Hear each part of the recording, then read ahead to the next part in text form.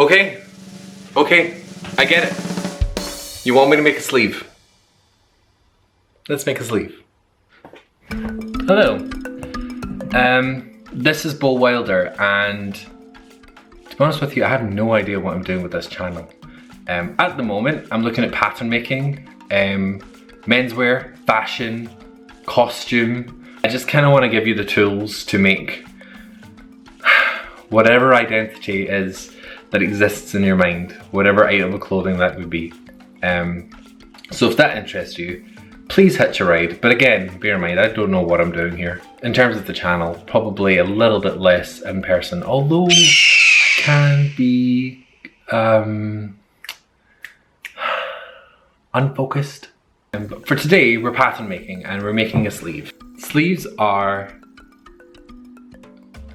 fiddly, but to pattern them, it's a little bit easier. And I've made the sleeve block that we're talking about as simple as I possibly can. And I've also got a little disclaimer, but I'm putting it at the end of the video once we've went through the entire block for you to understand something specifically about the fit of this sleeve. So if that interests you, the sleeve part, my little disclaimer, anything that I'm thinking about doing on this channel, hitch a ride, come along with me, and let's make a sleeve. Shall we? Yeah, we shall. Measurements. Okay, so the first one we're going to take is the widest measurement. That's going to be your upper bicep. Always the widest part of the arm, whether you work out or not. And as well as that, we're going to take the arm length. That's going to be from the shoulder right the way down to your wrist. And while we're down there, we're going to take the wrist circumference as well. Now, very important measurement, the arm side measurement. You don't have to chop your arm off or take your body measurement for this. What I would say is take your bodice armhole measurement and use that. Whether you're using your block or the specific garment that you want to make. Just take your tape measure, kind of loop it through like this, all the way around. And that's your armhole. So let's draft. I like that. One more time for good luck. Nah, fuck it, got it on the count. So we're going to start with the frame. That's going to be your widest measurement by your longest measurement, and we're going to turn that into a rectangle. So anything that we make in terms of the sleeve is going to happen within this shape. Once we've done that, we want to split it in half and half again. So your entire frame is going to be quartered. Now, from the top of the measurement, we want to measure down 1/3 of your armhole measurement. And we're going to square that across as a guideline. Now that mark basically means this part. It's the shoulder, yeah? So 1/3 of the arm measurement down should be just the head. It's also worth mentioning probably at this stage that the left side of your frame is going to be the back of the arm and the right side is going to be the front of your arm. So back of the arm, the left side, front of the arm, the right side. So you've got a nice clean surface going down the front with a seam line along the underarm. We're gonna put in the shoulder head now. So from that northern line, from that cut off line for the shoulder head, we're gonna measure up to the top, halfway, make a mark and strike that guideline across. A good way of knowing if you've got that measurement correct is that it should also be 1/6 of the armhole side. Now, the way that an arm sleeve looks is kind of like a hill, right? Kind of goes up, we go over, and then we go down. Yeah. Welcome to Disney. You're watching Disney Channel.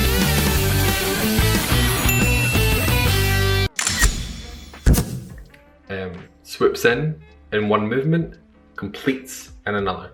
At these points here, where it changes direction, these are called pitch points. And basically, when you're sewing on your sleeve,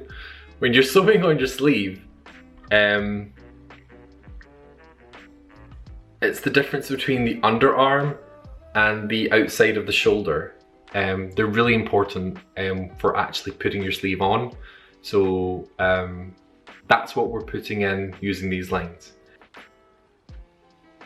Now on that line, that pitch line, on the front half, we're going to make a mark in the middle, and we're going to make connecting lines to the top of the hill and to the bottom of the hill. So you should have, okay, it won't be a straight line. It might be a straight line, but I don't think it will be.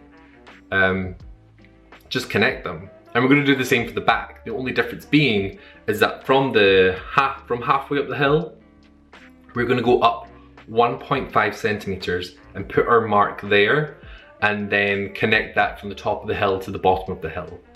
1.5 centimeters, as far as I know, is a magic number.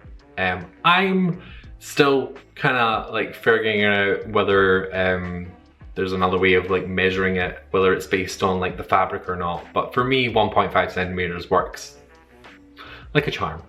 It just means that your back curve up to the top is going to be straighter than your front half, which is going to be far more swoopy.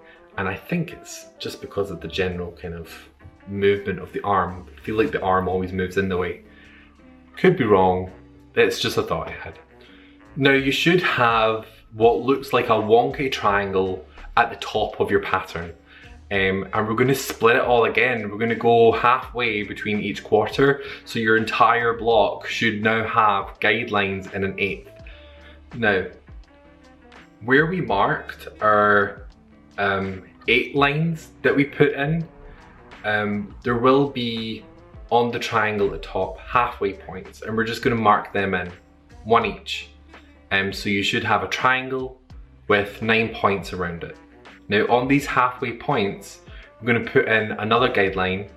They don't have to be big. I've made them big in the animation, but they have to be on a 45-degree angle. Yeah? Okay, are you with me? Are you there? Stay with me. Look into my eyes. We can do this. It's all good. So on these 45-degree angles, we're going to put in middle measurements, and that's just going to be the peak of each curve that we're going to put in. So south of that center line on the shoulder head, anything that we put in should be going in towards the center, and anything on the north of that center line is going to be going out the way. And these magic numbers, I think they work universally, but I don't know. I don't know. So if you're a woman or you're a little bit more petite or you have a smaller arm, I'm not sure if these translate, but I have a feeling in my gut that they do. And if they don't, I would love it if you let me know if you give me this a try. So the magic numbers, they go as follow.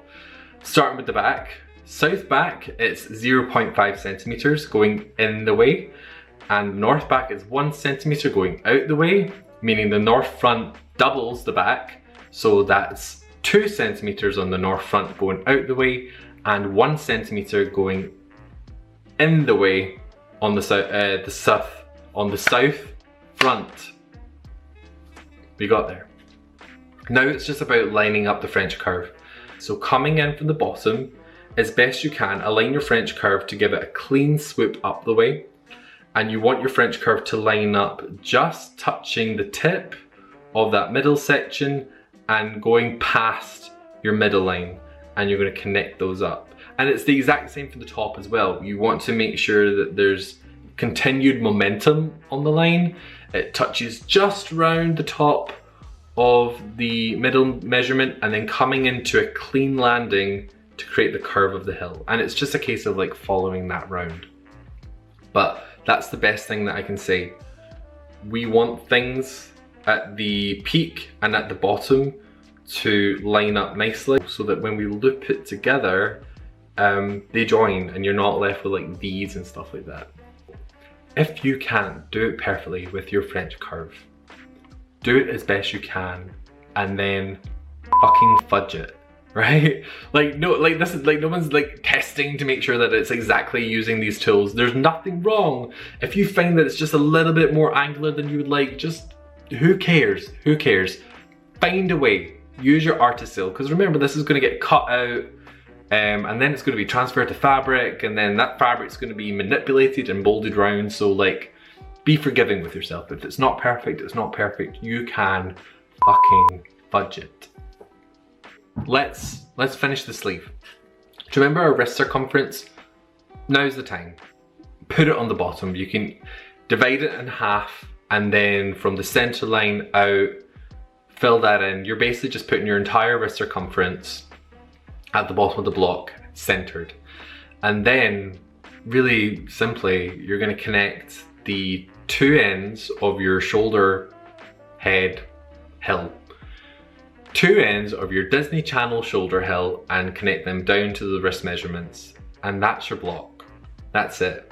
Now you can finesse it a little bit, but for me that would be a design decision, and this is not creating something for design. This is something as kind of like a base that you can build anything off of. And before you go, I have a disclaimer. The sleeve block we have just made is a block, so the sleeve head is higher.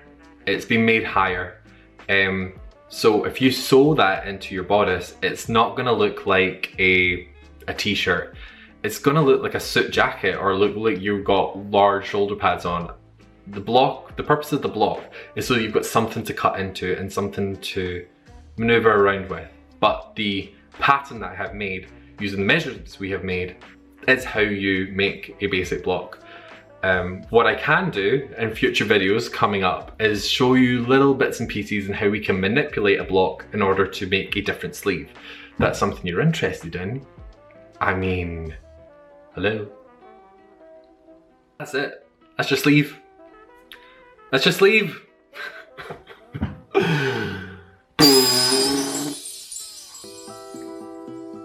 It felt complicated to explain,